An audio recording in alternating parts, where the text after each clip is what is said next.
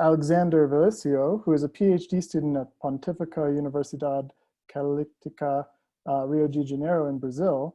And he did this work while visiting Pascal von Hentenryck in Georgia Tech. Alexander is not present in this session. He sent a video recording of his talk, and Pascal will be answering questions on his behalf. His expertise is in stochastic optimization in energy systems, and more recently, secured constrained optimal power flow. So let me get this video open.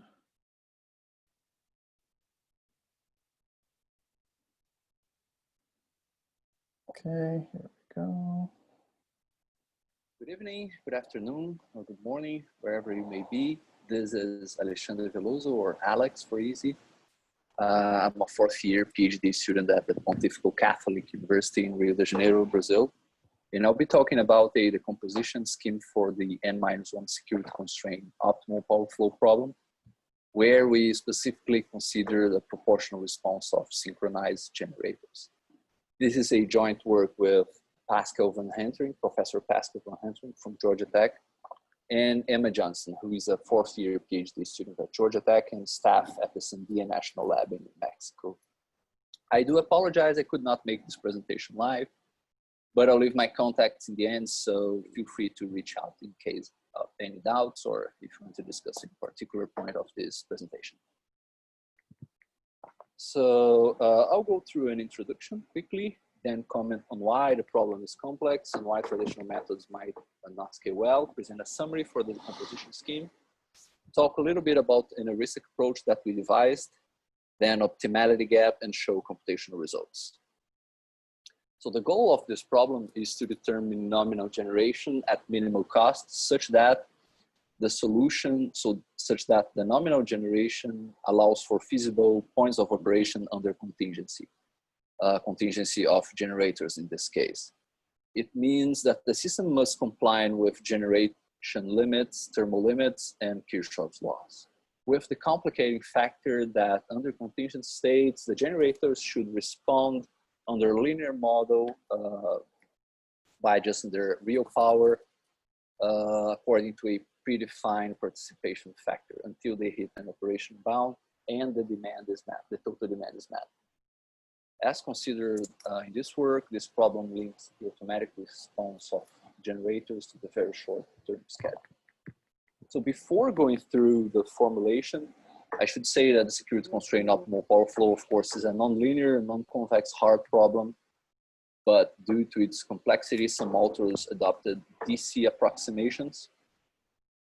And there's a relevant literature on AC, on the quality of AC approximations or relaxations in practical situations. But the focus of this work is to improve current industry practice, which are still largely based on DC OPF for the security constraint optimal power flow. And of course, the security constraint optimal is connected to many other relevant applications in power flow, such as the security constraint unit commitment and transmission expansion planning, for example. So this is the formulation. We are minimizing the cost of nominal generation, and we have three blocks of constraints. So the first block refers to power flow constraints under nominal state. The second one, power flow constraints under contingent state, and the third one is the automatic primary response model. And well, I use indistinctively automatic primary response model or proportional response model in this presentation. F, this calligraphic F represents feasibility set for power flow, and Z represents feasibility set for proportional response model. So this slide is only expanding power flow constraints. I'll skip this. Okay, now I'll talk a little bit about this constraint here, or this block of constraints for automatic primary response. So we model the proportional response by using a single global signal, NS, which mimics the amount of generation that should be increased in the system until the demand is met. And the capacity of generator I is given by G bar I, and the participation factor is given by gamma I multiplied by G bar I for each generator. We have a linear response model, which holds until the generator hits its max. So mathematically, we have the following disjunction. Under contingent state S for generator I, the generation will be either under the linear model or at max. This can be dealt with by using traditional mixed integer reformulations techniques, as we state in this slide here. So for conciseness, we use calligraphic X for nominal variables and calligraphic XS for variables on the contingent state S, and calligraphic Y for variables associated with proportional response model. This is the compact notation model, the model in compact notation. We use these instances, which are typical instances for power flow applications, or power system application, thanks to pglib. And as you can see, the number of variables and number of linear constraints increase a lot for larger systems. And well, the number of binary variables actually increase quadratically with the number of generators. So traditional approach, we can try to solve the extensive formulation, which is impractical because the number of binary variables increase quadratically. And we can try to do benders directly. We solve a first stage problem where we deal with nominal constraints, nominal power flow constraints, and a separation problem where we deal with proportional response model and power flow constraints for the contingent states. However, the separation problem is not convex because of the proportional response model, so we cannot apply benders directly. In a variant of approach, we used to maintain the binary variables in the master problem and then try to apply benders. However, this does not help much because the number of binary variables still increase quadratically in the master problem. So we propose a decomposition scheme, which is largely based on the Kalman constraint generation algorithm. It's a three-step procedure, and only the first step is an optimization problem. The other two steps rely largely on preprocessed structures. So step one, we solve a master problem. It's a very relaxed security constraint optimal power flow problem with valid post-contingency constraints. We disregard, of course, the power flow constraints and the proportional response model in this master problem. But we enforce those valid constraints here for the contingent state. And we use dash here just to differentiate between the GS that we find in the first step of this scheme and the real GS that we use that we will be finding in the second step. So the second step is we post-process the solutions provided by step one. We use a numerical scheme for post-processing it. It's a binary search. I'll talk a little bit more about this later. And we enforce the proportional response model for each contingent state. And we show in the paper that it's always possible since we enforce those valid post-contingency constraints in the master problem. I mean, if the problem is feasible, we will always find a solution G in the master problem such that it allows for feasible GS in the second step. And the third step is actually the actual Kalman constraint generation. We use preprocessed cuts based on the PTDF matrix. We do row generation. We add most violated lines in the to the master problem. And we also add constraints and binary variables associated with the proportional response model for each scenario, for each state, for each contingent state that we select. The way we select those lines to add to the master problem or the contingent states is based on thresholds for violations for the lines. So I'll go quickly through each step. Step one, we've solved this master problem. As I mentioned before, we disregard network constraints for contingent states and proportional response model. And as I said, by including the terms related to GS dash, we determine G in such a way that the master problem is, let's say, aware of contingent states. Step two, it's interesting to note that if we have G, which is the generation with nominal state, and NS, the global signal NS, everything else is determined, is a consequence of G and NS. So the binary variables are a consequence, and also the generation under contingent states. So knowing that, we can also try to find NS by G only. We do that by performing a binary search in the global signal NS until we match the total demand. Let's say we start with a trial, 0.5, and we just apply the model for proportional response and see if we're below or above the total demand. If we are above the total demand, we reduce and ask for the trial and ask for the next iteration until we converge. It's a very simple and fast procedure. And as I said, GS will comply with the proportional response model once we perform this procedure. And the third step is the Kalman constraint generation for a given GS. Of course, we have closed forms for FS and theta S. We use preprocessed PTDF matrix-based structures. We compute the amount of violation of each line on under each contingent state, and this task benefits highly from pre-computed structures. We add the lines for state S to the master problem if it is more violated than a threshold. We do the same for the binary variables and for the disjunctive constraints for the proportional response model. So a quick recap of the proposed scheme. We have a master problem where we define the nominal generation only, and we have valid post-contingency constraints. We perform a procedure, a numerical procedure to enforce proportional response model. In the second step, we show that it is always possible. And in the third step, we verify the most violated lines and most violated, let's say, disjunctive constraints, and we add them to the master problem. Notice that the only true variable of this problem is G. Everything else is a consequence of G. We can find NS by G, and with G and NS, we can determine the GS, and of course the violations. So some computational results, we set gamma I for every generator to 5%. We solved these instances on a small server back in Brazil, but those times are comparable to the times that I had on my laptop. So those are the instances that we use. We tried three different approaches. First, an extensive formulation.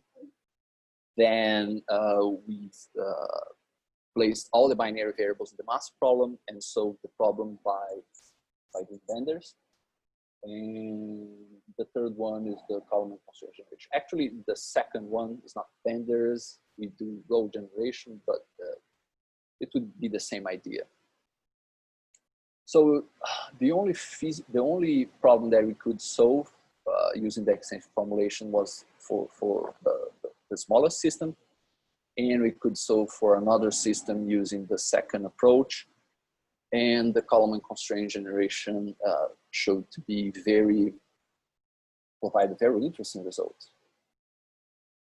The number between parentheses indicate the number of iterations of the problem, or equivalently the number of contingent states that we added to the master problem. Except for this very large system, all of them were solved in reasonable time. We're still working on this, maybe with a bigger server. But anyway, we tried some heuristics because large cases, as I showed before, are still challenging. We have tested approaches based on selection of subset of generators that can produce at their max. The other generators will produce according to the linear model. We calculated an index, cost divided by capacity, and we only used the bottom alpha% of generators. This procedure eliminates disjunctions for most of the generators. Some results on these heuristics, we calculated this index and applied that for the largest system. So alpha equal to 0 means that all generators are under linear model, therefore they cannot generate at their max. So if we set 10% of the generators that can reach their max, the solution gap for this is only 0.02%. And the time it took to reach a solution was only 10% of the time to reach the solution in the case for all generators being able to produce at their max. This was an interesting result. And for this system is more complicated, probably more constrained system. When we didn't include any binary variables, it had 1.5% solution gap, but with 10% of binary variables chosen according to that index, the solution gap is 0.4%. And the time it took to solve the problem was 15% of the time required by using all the binary variables. It took 11 iterations in this case. So, however, despite of the good results for small values of alpha, the gap is not observable before solving for alpha equal to 100. So we use multi-threading to devise a strategy that an operator can see the optimality gap in real time. In one thread, we solve the complete problem, and in the other thread, we solve first for alpha equal to 0, then alpha equal to 10%, then 15%, and then 20, and so on and so forth. So each iteration of the thread that we're solving for alpha equal to 100 provides us with a lower bound for a true lower bound for the problem. It's not a feasible solution, but it's a lower bound. Whereas the other thread provides us with a feasible solution. So as you can see, this strategy yields the true optimality gap, which is observable in real time, which is a very useful tool for operators. So conclusions, this problem is hard. The number of binary variables grows quadratically. Traditional approach might not scale well. And so metrics for selecting the lines and states to be added to the massive problem can play a major role. Heuristics provide a very good high quality results, and we also provided a optimality strategy to observe the optimality gap in real time. This decomposition may be applicable, for example, for other problems such as the security constraint unit commitment. Well, of course, it's important to adapt those techniques to ACOPF. This is an ongoing research with Professor Pascal and Emma Johnson. We are trying actually convexifications of the ACOPF and see if we get good results. So thank you very much. Those are my contacts. If you have any doubts or would like to reach out to talk about this presentation, please write and I'll be happy to talk to you. Okay, thank you. All right, let me check the question and answers. Are there any questions about this talk? There is one, Carlton, in the chat. Yeah, Asha had a question, so I can take Okay, it. Go for it, Pascal. You can reread it. So Asha is asking if we could actually convexify the disjunction in the MIP. And the answer to that is yes, we should have done that actually. It's a piecewise curve, we should have done that. This being said, I mean, the relaxation is gonna cheat quite a bit when doing that, because you can always go lower in those spots in the space. So I think we should have done it. It's a very good point, Asha, and we'll do it just to test on the big one if it makes a difference. But we should definitely do it. It's going to be much tighter. But I'm not completely sure that it will make a huge difference. But we'll test that for sure. That's a very good suggestion. I had a question, Pascal. Do you have a sense of the memory requirements? Because I've been surprised to learn that can be a limiting factor in solving really big problems. So I think what you saw, Carlton, is that even in the bigger RTE test cases, there are very, very few scenarios that are actually selected right by the system before it converges. So we were quite surprised by that. The bottleneck is not in the scenarios that we have to generate, but you have to be very careful in not introducing too many variables, and that's what we do. So I think what you can think about, and maybe that's how we should have presented it, is that essentially it's an explicit formulation, but you have a branch and you have a separation algorithm for generating the constraint that you need. So we could even generate the PTDF constraints on the fly. So, so that's also something that we could do. You don't have to pre-compute them in a sense. You could generate them on the fly. Excellent. An anonymous attendee asked, is it possible to use the Bender's decomposition with optimality and feasibility subproblems without using any binary variable to consider n-1 contingencies? Yes, so the good question. The difficulty here is the proportional response that we have, right? So we are modeling the primary response of the generators. So they are basically responding proportionally, but if they hit their limits, then they stay there, and you redistribute the load, the generation or the load among the other generators. And so that's what is creating these binary variables. Now, if you put them inside the subproblems, you can still do the what some of the previous speaker has done using the dual dynamic programming approach, the equivalent of the dual dynamic approach, but it's not guaranteed to be optimal, right? So I think that's the problem.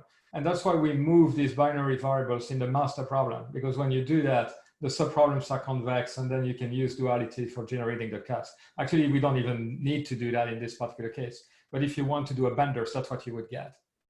So the binary variables come fundamentally from the proportional response of the generator. Great. Yeah. Okay, well, I think in the interest of time, we'll move on. Thank you very much, Pascal, for attending and answering these questions. Thank you.